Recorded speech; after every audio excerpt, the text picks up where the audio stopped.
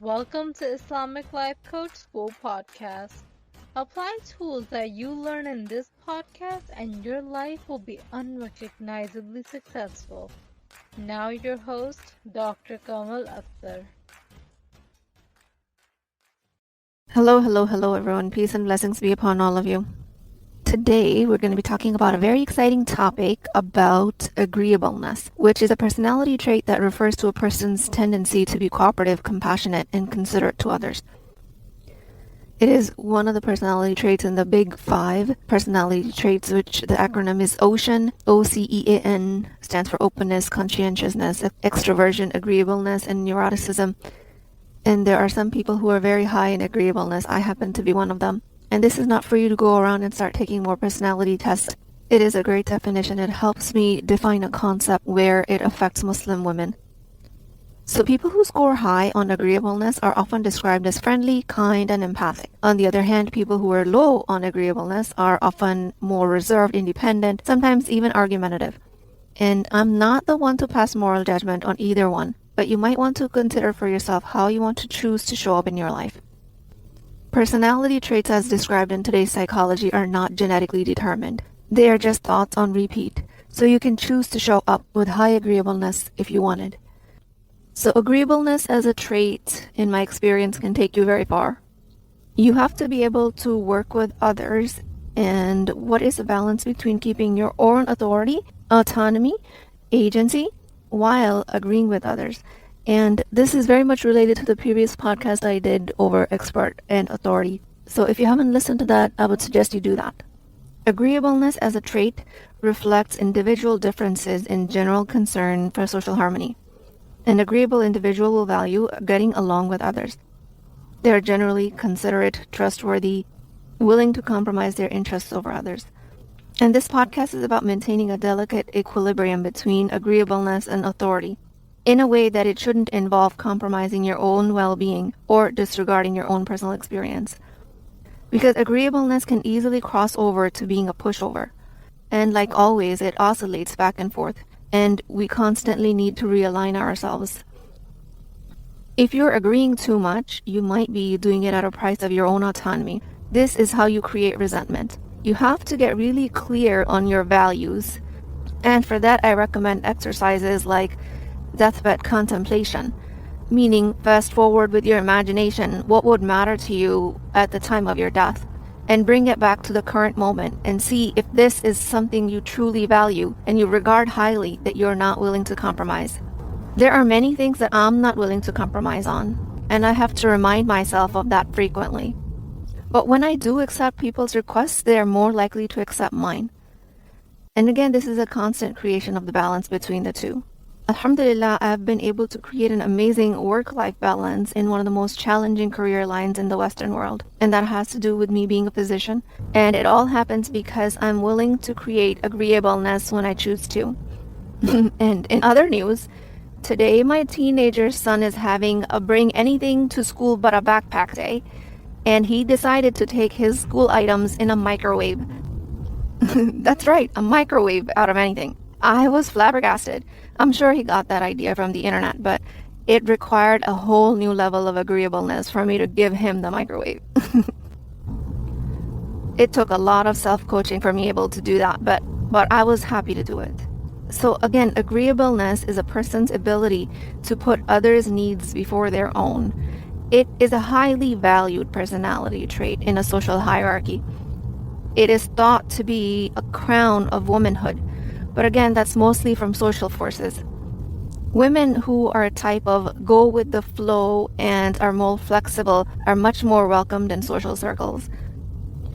And again, a woman's need of belonging, like any other human beings, can fall into compromising your own values just to be able to belong. So again, there will be times where you might not want to be agreeable at all and just want to practice your authority as an independent human being of making your own decisions. On other occasions, you might want to be just completely agreeable, and that's it. And they're both okay. Authority here does not mean your authority over controlling other human beings. Authority here means what I described in the previous podcast, that has to do with your ability to make your own decisions, your own free will. And at no point I'm trying to convince you to be less or more agreeable. I'm just asking you to choose it for yourself, and choose it that your own mental wellness does not get compromised in the process. Even if you consider yourself to be highly agreeable, you're just adopting another person's decision for yourself. And again, that's okay. I just ask that you do it as a conscious decision and you don't do it at the cost of yourself. Let's say in a married situation, husband wants a staycation, but you want to travel. Again, you as a woman has the authority to happily forego your choice. And many times he does the same thing. But situations like this push human beings in classic black and white thinking. In those situations, our mind offers us that he is controlling. He never wants to do what I want to do. He doesn't like to travel, but I do. It's all good and dandy, but you have to remember these are all your thoughts being generated by your brain, thoughts that might not be helping you in the situation. Or let's say you want to travel for the weekend and the family says no. How agreeable are you to accepting their decision as yours? Again, this is where most of us slip into black and white thinking. You versus them. Do you want to travel out of rebellion? Out of comparison? Others get to do it and I don't? Are you doing it out of inspiration? You want to learn from other places, cultures, people? Or you're doing it out of the Quranic invitation of exploration and curiosity? Do you want to do it because going away helps you calm down your own nervous system? None of these reasons are morally superior or invalid. I just want you to get very clear on what your reason is. You might be frustrated at your level of agreeableness because when you're doing it at your own expense, you will tend to blame your husband or your family for it. Husband, family will act the way they do, but it is up to you to make it mean what you want. When you think to yourself, they're just trying to control me, your brain will get primed to look for all the ways they're controlling you. Thoughts create your actions. Subconscious thoughts create your subconscious actions.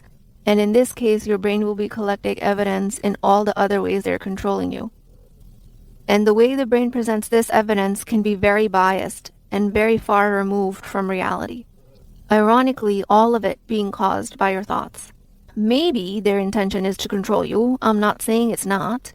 Maybe they're trying to do that by not letting you travel, by not letting you study, or by making you study more than you want to. Maybe they woke up that morning and said to themselves, I want to control this woman and I will assert myself over her, over anything she requests. That is possible, of course.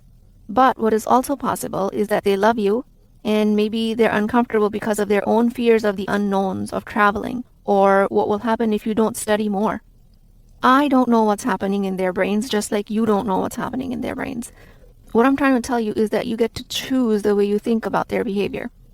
However you choose to think about their actions is what you will create in your entire experience. And if you do it this way, being agreeable without resentfulness will be impossible. So again, a reminder, agreeableness and authority. Find balance between the two, not to be done by wronging yourself, not to be done by erasing your own experience. Constantly asking yourself, am I willingly agreeable here, or do I want to claim my authority as my own decision maker? Discomfort of disagreement comes from a lifetime of practicing agreeableness only. And this is at the expense of your own desires. And then on top of that, you have this fear that you cannot disagree respectfully. You can disagree and be totally in love with the other person. It is a skill, a new neural wiring that might need to be developed for you. And for that, I want you to do this exercise.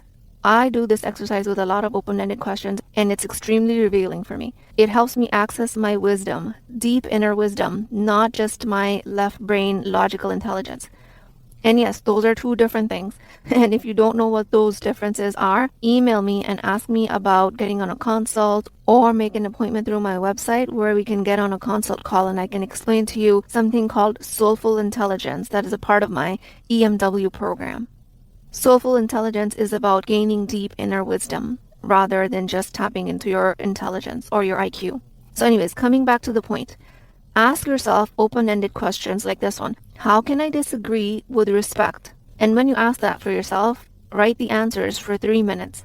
The brain's going to throw glitches like the Wi-Fi is slow, but all you have to do is keep writing during that time. Don't slow down to think. If you stop to think, then you'll be contemplating objections to the answers that are coming for you. All you have to do is just write for 3 minutes. and all you're trying to be creative about is how to disagree respectfully. Then after the 3 minutes are up, take a break, get up, walk around. And this physical movement is extremely important. Come back to what you wrote after 5 minutes, an hour, a day, whatever it takes. But the point is that you have to give yourself a break of physical movement. This disengages your train of thought that you were using while answering the questions. So then you can come back to the answers that you wrote and reflect on them with less bias. So the question was, how can I disagree with respect? What this question does is that it solves for the bitterness that you might be feeling and helps you release any pent-up energy. What you don't want to do is come to a disagreement while trying to keep the other person comfortable. Other person's comfort or discomfort is not in your control. How the other person feels is not in your control. How you show up, respectfully or disrespectfully, what you are feeling during the disagreement is in your control. And luckily, that is all you need control over to disagree respectfully. Open-ended questions like this and writing exercises help a lot if you're trying to solve for an extreme form of agreeableness.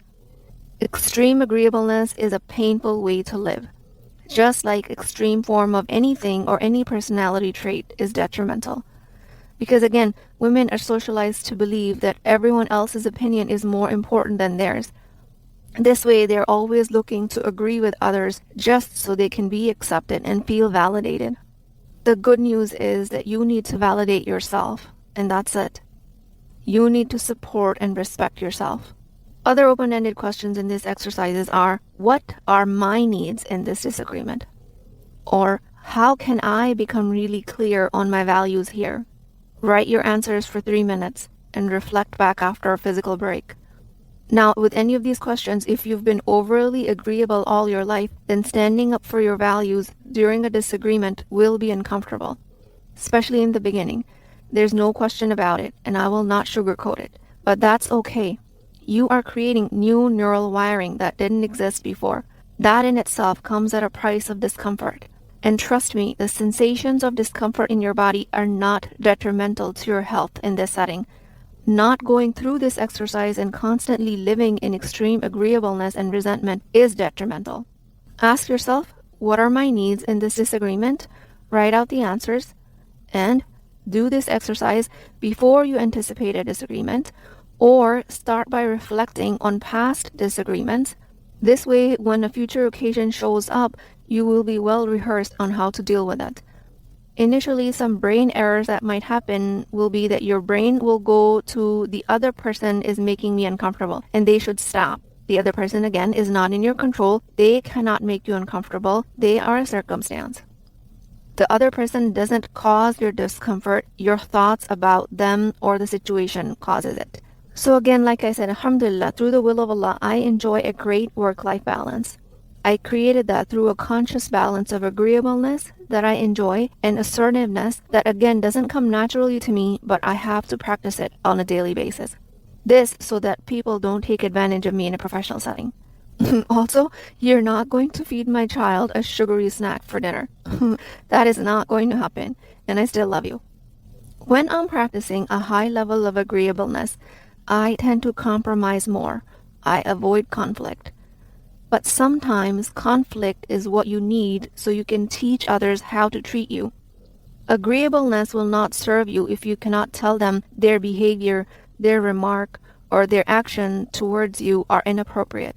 On one hand, having a high level of agreeableness allows me to be at a great advantage because it allows me to be a good listener and effective communicator with others. It builds strong community and professional relationships. But too much of it will make me quick to compromise and avoid conflict. In that case, I may find myself in situations where I'm not standing up for my own rights or beliefs, which again happens quite often, and I just get to do the work, which is ongoing work in progress. Islam actually gives women a great deal of freedom and respect. So I get this objection a lot where the question is whether or not Islam takes away the freedom of women. The answer is a resounding no. In Islam, women have the right to own property, to receive education, to work outside the home, and to make decisions about their own lives. Women don't have to take their husband's last names. They don't have to contribute financially to the household if they choose not to. It is important to note that in some cultures and communities, cultural practices and traditions may be interpreted as taking away women's freedom. This, again, like I always say in my podcast, is not a reflection of Islam itself, but rather of cultural practices that are not in line with the teachings of Islam. Islamic principles are what they are. Our interpretations of these rules defined in the Quran and Sunnah is what causes our restriction or liberation. I choose to think Islamic rules are designed to protect and empower women, not restrict us.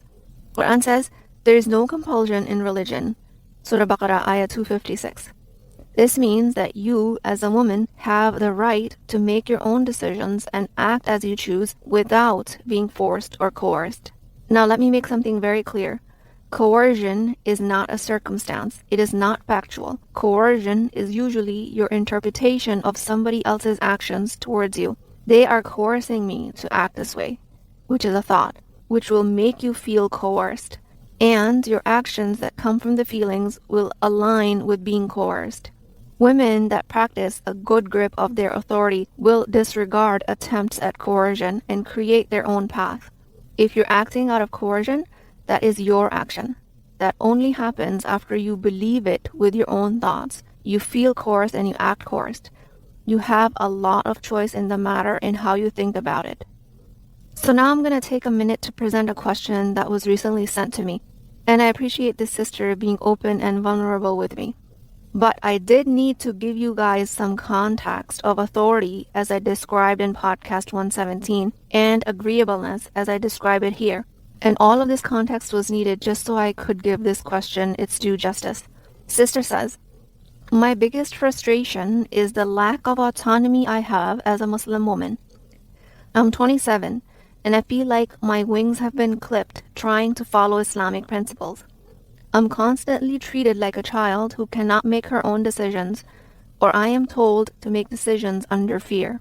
For example, if you decide to leave this house and move out, you have to live with the consequences of all of the negative experiences that will happen, such as life experiences I've seen other females go through. We can also argue about social programming all we want, but the reality is I cannot get up to travel or have freedom because I am a woman and get told, using Islamic rulings, that this is not permissible, etc. How can we feel confident in ourselves when autonomy is only really allowed for women through quote-unquote circumstances? And that was her question, and that is a beautiful question, and I wanted to give it some time because this is something that I know resonates with a lot of women out there. So again, thank you for sending this. So after all you've learned, meaning your feelings and emotions being caused by your thoughts, when you say your biggest frustration is a lack of autonomy, I will say that your emotion of frustration is coming from the thought that you have a lack of autonomy. Only few facts in this whole paragraph is that you're a 27-year-old Muslim woman. The rest of it is your interpretation of the facts, of other people's behaviors. If you think to yourself, my wings are being clipped trying to follow Islamic principles, then that's what you will create in your actions. Most likely, and I'm guessing, if you're thinking to yourself, my wings are being clipped, the emotion will be of helplessness or something of the like. And from helplessness, in your action line, you will create more helplessness. So I will offer you to try and separate yourself from this experience. You are not your thoughts. You are not your emotions of helplessness or frustration. You are someone who is experiencing them. So going on to the next point. If somebody actually said these words, if you decide to leave this house and move out, you will have to live with all of the consequences of all the negative experiences that will happen. If somebody actually said that to you while you expressed your wishes to move out, then this becomes a circumstance. And the circumstances are neutral. Words coming out of somebody else's mouth, regardless of their relationship with you, are neutral. That means they're outside of your control and you get to choose to think about them the way you want. In this case, you're giving me evidence that their words are true and you have believed it because you told me that life experiences I've seen other females go through, meaning you've collected evidence that if a woman moves out, she goes through a lot of negative experiences. So in this case, you've believed the person who told you this fact from your own life experiences, which is your choice. I will again remind you that life is always 50-50. You will have negative experiences while you're living in your parents' house. You will have negative experiences while you're living independently. The ratio does not change. It will be 50% positive, 50% negative. It is up to you to decide how you want to experience life in your parents' house or living independently. And that is a choice you get to make. I will warn you though, a lot of times people try to change their circumstances, meaning they change their jobs or they try to move out or they get a divorce or they want to get married because they think life will be better there than it is here. And that is an illusion. Life again is never 100% well and good. You will have negative experiences no matter where you choose to live. If you're trying to escape the current situation with a mismanaged mind, your mind will create negative experiences after you've escaped that. So, right now, with the family, with people telling you these things, is your golden opportunity to find the neutrality in the circumstances, to find the freedom in your thought processes, in your mind, in your choice. And when and only when you're able to see the point of your control being your thoughts, and you're able to create your emotions at your will rather than assigning them to your relatives, like in this case you've assigned your frustration to what your relatives have said. Once you're able to come out of that trap, then you're allowed to change your circumstances, because this is the curriculum that life has handed you. This is where you practice your skill of agreeableness and authority, of disagreeing with respect while feeling love for your family members. And this is where you get to practice the questions I gave you. And that leads me to your last and final question, which is, how can we feel confident in ourselves when autonomy is only really allowed for women through circumstances? You cannot feel confident with a thought like that. If you are believing that autonomy is only allowed through circumstances, then your autonomy has been assigned to people outside of you, which is never the case, which here is the biggest learning point. For you to feel confident, you have to generate thoughts that create confidence. And that's it. And this is where your creativity lies. So inshallah, that helps answer that question. And I thank you again for sending this in, because I know this helped a lot of other Muslim women. With that, I want to end this episode with a dua. O Allah, the most merciful and compassionate, we ask you to bless us with the qualities of agreeableness and authority in a balanced way, so that we may navigate through life with wisdom and grace. Help us to be kind and gentle with those around us, while also standing firm in our convictions, asserting our rights when necessary. Let us not compromise our values or integrity for the sake of pleasing others, but also let us not be harsh or unyielding in our dealings with them. Guide us to the middle path of righteousness and make us a role model for others to follow. Grant us the strength and courage to face any challenge that comes our way and to overcome it with dignity and perseverance. For indeed, you are all-hearing, all-knowing, and all-powerful, and I rest all of my hopes and du'as with you. Ameen ya Rabbul Alameen. Please keep me in your du'as. I will talk to you guys next time. If you're interested in getting coached by me, I'm offering a very affordable opportunity to do that with Wisdom Wednesdays. This is not a course, not a lecture. This is an opportunity for live coaching, real change with Islamic adab and etiquette. You do not need more information. You actually need a space to create change. At $19.99 a month, which is the price of takeout dinner, you as a Muslim woman will create confidence, intimacy, and connection without shame or fear of judgment, because your privacy is my highest priority. So join at www.islamiclifecoachschool.com, resources, Wisdom Wednesdays. I'll see you inside, inshallah.